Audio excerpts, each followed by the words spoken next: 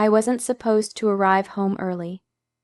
If the first bus hadn't broken down halfway to my parents' house, I never would have taken the replacement bus that reached 3 hours sooner. Maybe fate was nudging me, maybe it was warning me, or maybe it was giving me one last, painful push to open my eyes.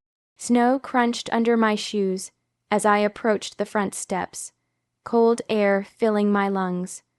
The warm glow leaking through the living room curtains almost felt comforting, almost. I reached for the doorknob, but just as I turned it, a burst of laughter erupted from inside. Then I heard my name. "And when they sit down?" My sister Lena said, her voice dripping with excitement, "I'm going to bring up that failed job interview. Ugh, I can't wait to see their face. It's going to be hilarious." My fingers froze on the doorknob, and I'll mention the breakup. My cousin added with a snicker, "They think no one knows the full story. This will be the perfect moment to accidentally bring it up." More laughter. Cruel, sharp, confusion struck first, then dread. I stepped back slowly, letting the door rest against the frame before it could creak. My heartbeat thudded in my ears as I moved toward the side hallway window, just enough to hear without being seen. My father's voice came next, amused but cold. "They always walk around feeling important. A little embarrassment will remind them they're not above anyone." My mother chimed in, sounding disturbingly pleased. "Honestly, they need it. They act gentle and quiet, but deep down they think we owe them something. This will be good for them, a reality check." Reality check. My breath tightened. The conversation flowed freely, like they had rehearsed it. Every plan revolved around one goal, humiliating me during Christmas dinner. They talked about my job, my personal life, past mistakes, and things I trusted them with. They treated my vulnerability like entertainment. "We'll do it at dinner," my aunt suggested, "when everyone's watching. Perfect timing, more laughter." Every word stabbed deeper than the last. Not one person objected. Not one defended me. These were people I grew up sacrificing for. People I ran to whenever they needed support emotionally, financially, physically. And here they were, plotting, smiling, excited to tear me apart.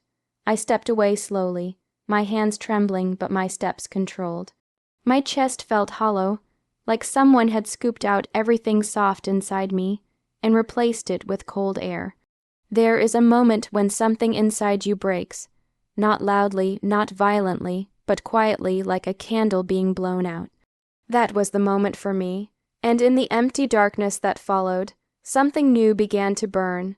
Not anger, not revenge, clarity, a clarity that whispered, "This Christmas will not go the way they planned." I closed the door to the small room my mother still called temporary, even though I had slept in it for years.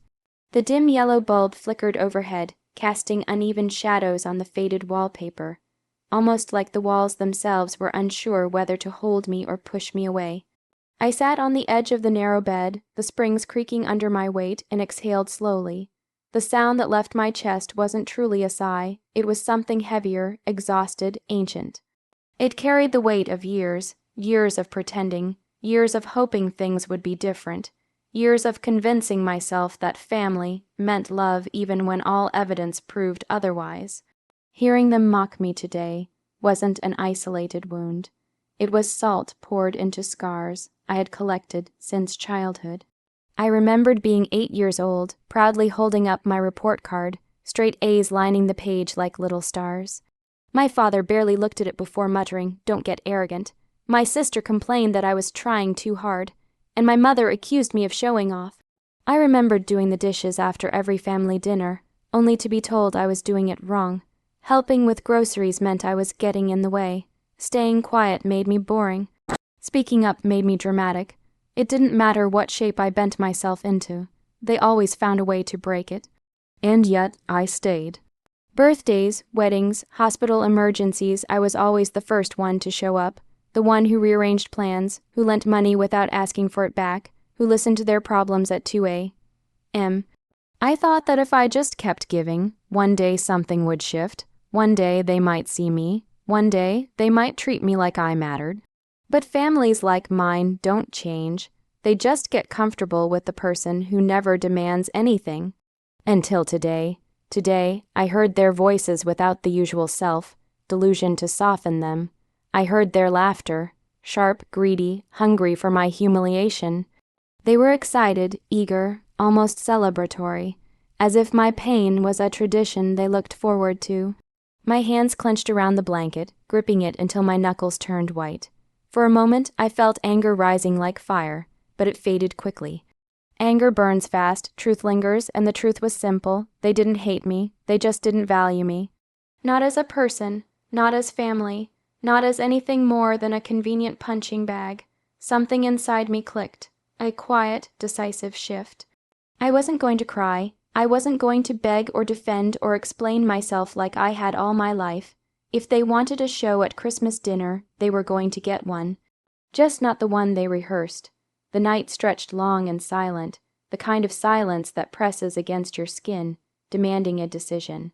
I sat at the small desk in my childhood room, its surface still scratched with the initials I carved when I was 12, and stared at a blank sheet of paper. For the first time, I felt no fear, no tremble, no guilt, only clarity. If my family wanted a spectacle at Christmas dinner, I would give them one, but it would be a performance they never rehearsed for. I opened my laptop, my fingers moving with a calmness that almost frightened me. Years of messages, emails, screenshots, and voice notes waited in neatly organized folders, memories I had saved not out of spite, but because every wounded child learns to keep evidence of the pain. I clicked through each folder slowly. There was my brother's message where he admitted he'd spent the money I loaned him on gambling but didn't feel like paying it back. There were my mother's texts about her own siblings, cruel, venomous words she would deny the moment anyone asked. My father's voice recording from the night he blamed me for a mistake he made, saying I was the family embarrassment, because I was too soft to be useful. My sister's screenshots from group chats where she mocked everyone she later hugged at gatherings. My cousins' messages trashing each other behind their backs while pretending to be inseparable. They had always trusted me with their ugliest truths because I never used them, never exposed them, never fought back until now. I started printing. One page after another slid out of the old printer like truth unfolding itself in paper form. I organized everything into neat stacks, my movements methodical, almost peaceful. This wasn't vengeance. This was honesty wearing a bow. I found a box of plain white envelopes in the hallway cabinet. My mother used them for bills. I brought them back to my desk, slipping each person's truth into their designated envelope. I wrote their names on the front in clean, simple handwriting. No insults, no explanations, just names. They would understand soon enough. When I finished, only one envelope remained empty. The final one. The one meant to be opened publicly at dinner. I hesitated for a moment, then picked up my pen and began to write. The words flowed easily, without bitterness, without rage. A letter that simply stated what I heard, what I knew, and what I chose. A letter that told the truth without raising its voice. A letter that would end the story they thought they controlled. When I sealed it, I pressed my thumb firmly against the flap.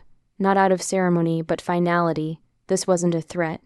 It wasn't an attack. It was the first time in my life I was choosing myself. And tomorrow night, they would finally see the person they had built with their cruelty, a person who no longer feared them.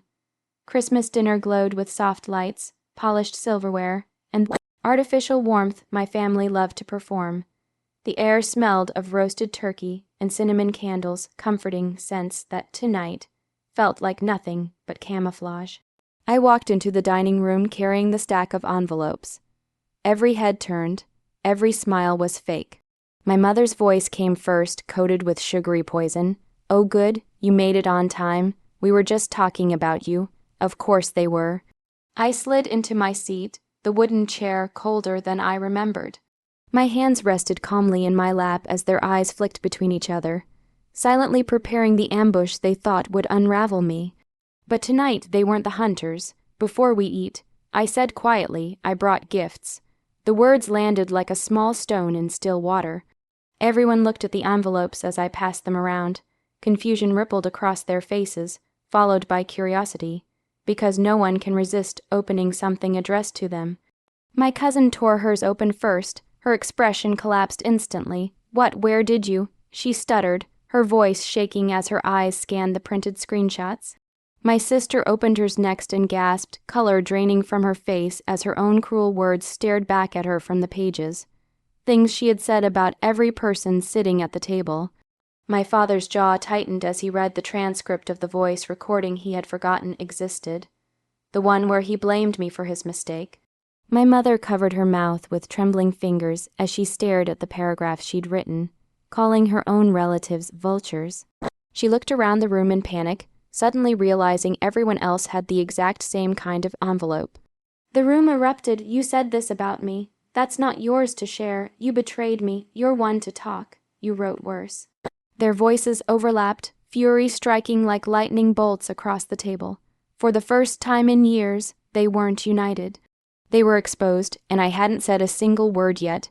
My father slammed his hand on the table.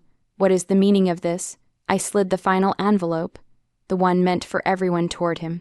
He ripped it open. My letter was short. "This is not revenge. This is the truth you keep hiding from each other.